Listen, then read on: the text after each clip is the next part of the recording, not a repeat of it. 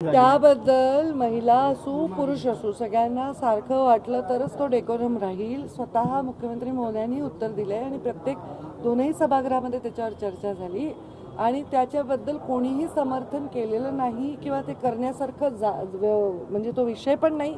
त्याच्यावर सगळ्यांनी अत्यंत खेद व्यक्त केलेला आहे आणि योग्य ती कारवाई करण्याचे संबंधित अध्यक्षांनी आणि मुख्यमंत्री महोदयांनी त्याच्यामध्ये भाष्य केलेलं आहे। माझं मत तेच आहे। हा वाद थांबायचं नाव घेत नाही, कारण काय झालंय, दोन्ही आमदारांनी दिलगिरी जर व्यक्त केली असली तर राष्ट्रवादीच्या अनेक कार्यकर्त्यांनी बाहेर आंदोलन केलं आणि आता असं कळतं की ठाण्यातनं बरेच कार्यकर्ते राष्ट्रवादीचे विधान भवनाच्या दिशेने येत आहेत। आता हा वादचा मुद्दा नसून हा डेकोरमचा मुद्दा आहे।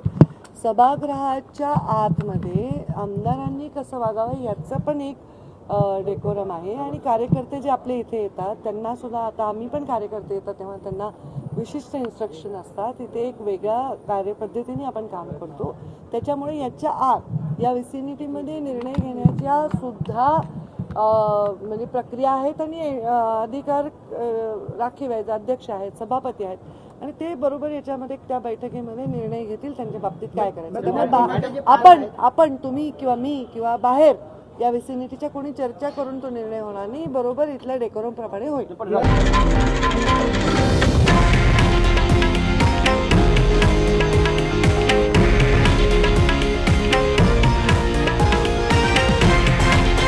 हे आहे देशातील नंबर 1 न्यूज नेटवर्क आणि आपण पाहत आहात TV9 मराठी, एकमेव।